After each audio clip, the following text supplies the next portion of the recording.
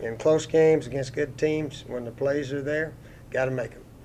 And can't play giveaway. We had our chance to win the game, and we should have won, but turnovers in the second half just killed us. If we play them again, it's going to be another fight. Those were the post-game comments earlier this year when the Gamecock football team lost to the Auburn Tigers on the road by a 35-27 score. Now Mike Wadsworth and Justin Fabiano break down how the Gamecocks can win this time and win the SEC championship.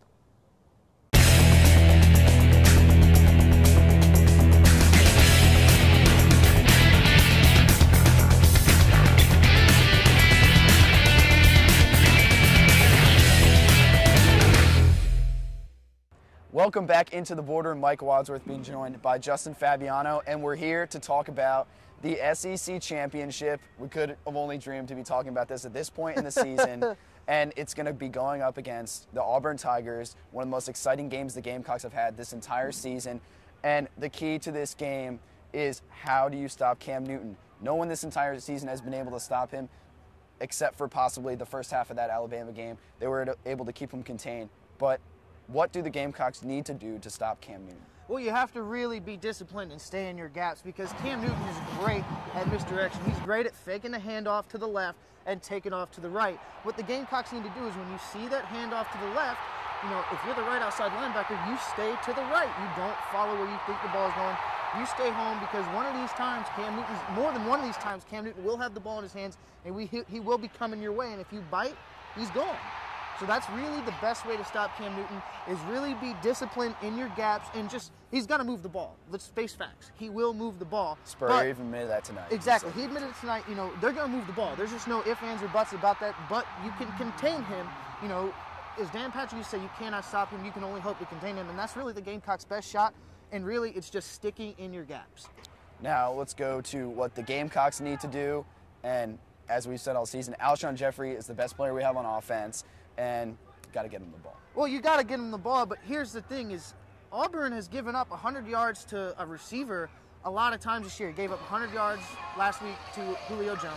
They gave up 100 yards to Alshon earlier in the year. They gave 100 yards to Greg Childs from Arkansas. They gave up 100 yards to A.J. Green. Granted, these are all good receivers, but there is a serious problem in the Auburn secondary, and if the Gamecocks are going to exploit that, then they need to give the ball to number one. That's what they need to do. There's no other way. There's no two ways around it.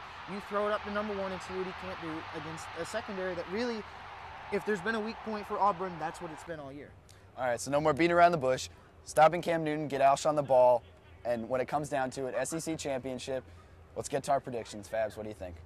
You know what? I think that the Gamecocks, other than last week against Alabama, but that's a rivalry game. Aside from that, the Gamecocks have really given Auburn a run for the money. They led the game for 3.5 quarters, and a couple fumbles helped them put it away. And I'll tell you what, everybody that Auburn has played, aside from Alabama, has been at home. They got Georgia at home. They got LSU at home. They got Carolina at home. To this point, the toughest road game they've played is Kentucky. Right. So we don't know how they're going to play in the Georgia Dome. It's essentially a neutral site stadium, but it's not Jordan-Hare. So with the fact that the Gamecocks got to feel that they can climb that mountain. They almost beat Auburn about 9 weeks ago or so. It's in a neutral site. I'm really, to be honest with you, I'm going to give the edge of the game. I honestly think the Gamecocks will win this game, and I think they will be crowned. Steve Spurrier will finally have done it at South Carolina, and he'll be crowned SEC champions. I happen to agree with you for the reason that there are many things the Gamecocks have done this year that they have never done before, and checking off one more as an SEC championship is not out of the question of possibility, and every single player in that locker room thinks they can do it, and they have all the fans backing them and have everyone believing they can do it as well. The most indicative thing to me is that Spurrier after the game said the players set the goal to win the SEC. The coaches did not set the goal. The players themselves said, guys, let's go out there and win the SEC. They can do it next Saturday, and like we both said, they've a lot of firsts, and it's not a mountain they can't climb. So there you have it. We both predicted the Gamecocks will win the SEC championship, and what an incredible thing it will be for Gamecock Nation as a whole if that can happen, and we'll be there to cover it and bring it all for you. But that'll do it for us here in the Boardroom, and we will see you next semester.